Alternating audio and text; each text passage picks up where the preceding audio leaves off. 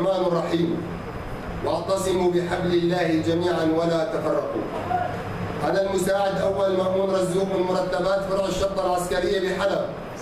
نعلن انشقاقنا عن الجيش والقوى الأمن الداخلي والشبيحة وعصابات الأسد، ونعلن انضمامنا إلى الجيش السوري الحر، وعن تشكيل سرية الشهيد محمد كمال رزوق التابعة لكتيبة عثمان ذو النورين، وهذه هويتي.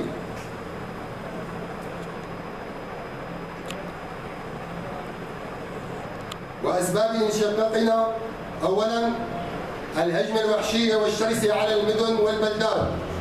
ثانياً قصف المدن والأحياء السكنية والمنازل.